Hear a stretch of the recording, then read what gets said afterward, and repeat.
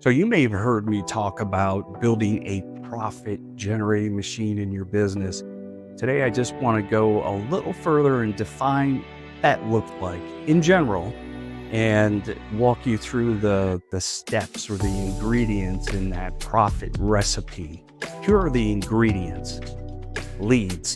We can't build a profit machine without leads. Conversions. We have to be able to convert those leads more efficiently and more often. And then there's transaction value.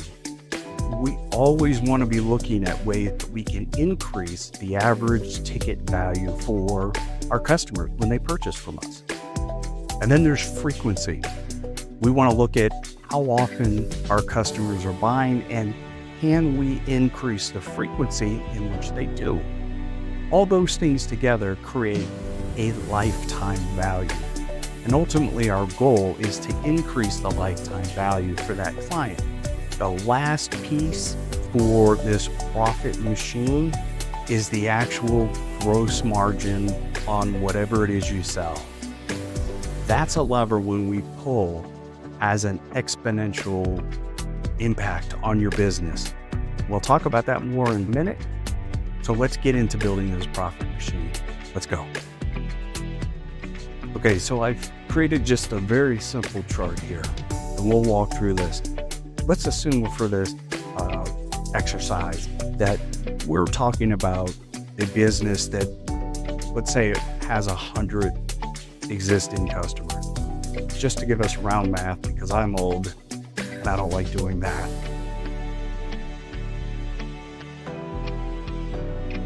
Okay, so we're starting with 100 customers. And let's say before this process, this business was able to generate 10, let's call it 10 leads a month.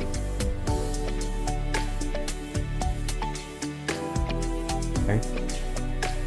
So if we implemented strategies to increase the leads, right? And there's several ways we can do this. So drip campaign, joint venture relationships, referral partners, ads. There are about 18 different ways to pull that lead lever that we work with our clients on. Just know that there are a lot of ways that you can affect that.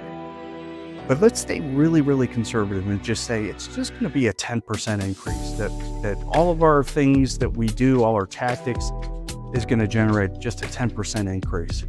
So instead of 10 leads a month, now we're going to have 11 leads a month. Make sense? Continuing this exercise, let's say before we got really, really intentional, this business was closing 20%. Let's just pick a very conservative number. So 20%, 1 in 5, they're able to close. And the strategies that we work on, we improve the efficiency, they're closing better, and they're more efficient. So let's just say, for the sake of conversation, just 10%. So 20% goes to 22%. Okay? So just to recap, we're increasing leads from 10 to 11. We're closing from 20% to 22%. Right? These are just little ticks, but they're going to add up in an amazing way in just a minute. You'll see. Okay, so we've increased our leads, we've increased our conversions, now ticket value. Ultimately, we want to help our clients and our customers spend more with them. And there's several ways that you can do it. Like I mentioned earlier, you can have a bundling strategy, you can have an upsell, cross-sell. At the time that buyer is becoming a customer, they're actually in that buying mode, there's a great opportunity for you to present other buying options for them. And that's a strategy or that's a discussion for another day. But just know there's a great opportunity. It's not terribly difficult to nudge a customer to a little higher ticket value. But let's say the average ticket value for this business is $100. And again, we're just going to say very simple 10%, right? 10% math. So instead of $100, it's going to be $110. So 10% increase, we go from 10 to 11 leads, from 20% to 22% as a closing percentage, and we're getting them to spend $10 more per transaction. So now let's go to frequency. So frequency is one of those things that has the ability to really jump your business. And for some businesses, it's not a viable strategy. If what you sell is sort of a one and done type of thing, take a lawyer that just does wills and estates. Someone comes in, they get a will and estate done. Maybe a handful of years later, they'll come and they'll update it. So there's really not a practical way to get them to spend more frequently without you offering new things. So for the sake of conversation, let's just say that frequency is a great profit lever to pull on, but not every business has that, or if they do, it doesn't look just like every other business. In this hypothetical business, let's say that their customers are purchasing 3 times a year. Okay. Now, for math's sake, because I don't want to do a half a time, for frequency, let's say that we've got strategies to put in place to help them spend or to get one more transaction from them. So we're going to go from 3 to 4. How much we make on each item we sell, not net profit, but gross profit. There are things that we can do as a business owner that work to increase the gross profit. If you're selling a product, that might be buying materials for less money, or carrying inventory, or if you're working with partners on a service side, that could be packaging your services with them a little differently. There are ways that you can reduce your cost to produce whatever it is that you sell, an hour of your time or one widget. Gross margin is an extremely important number for a business, and I'll go into that another time.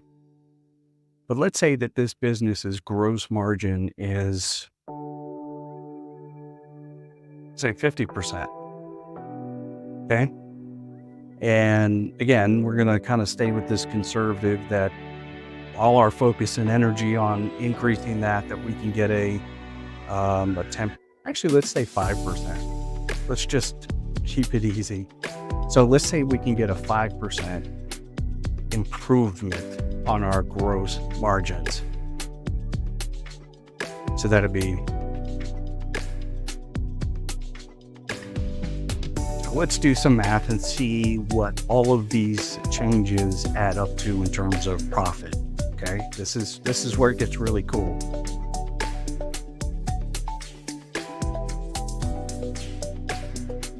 10 leads converting at 20%, added 2 new customers at a ticket value of $200. That's $200 more. We're getting them to purchase 3 times a year. That's $600 a year. And if our gross margin is 50%, that means that our gross profit is $300. That's based on current, without making any changes. Now, granted, this does not consider the purchasing of their existing client base and doing reactivation campaigns to focus on increasing their spend and frequency. This is just looking at, from a lead generation machine, what's going to happen. So over here, this is what I get for using numbers like this. The math is messy, but we'll follow this and see what it leads to. So this conversion, instead of 2, we're going to get 2.5 people. Do you know anybody that's a half a person? Okay, so instead of $100, they're spending $110.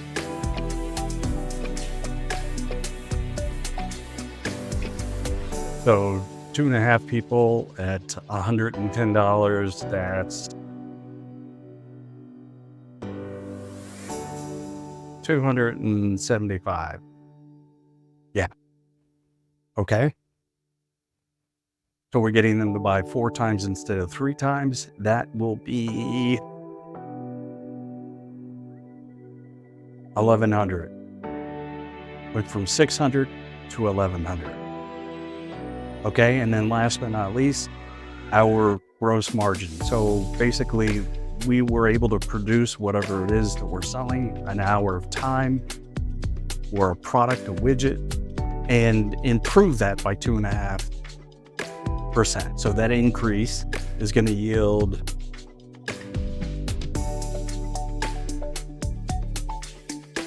$575. So this is a super, super simple explanation, and I just think it speaks to the simplicity of a few things.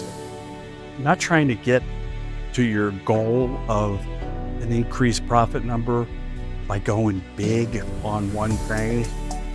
For instance, leads. We need to triple, quadruple the amount of leads we get, or we need to hire a whole new team of closers to get those leads into customers. You don't have to do that.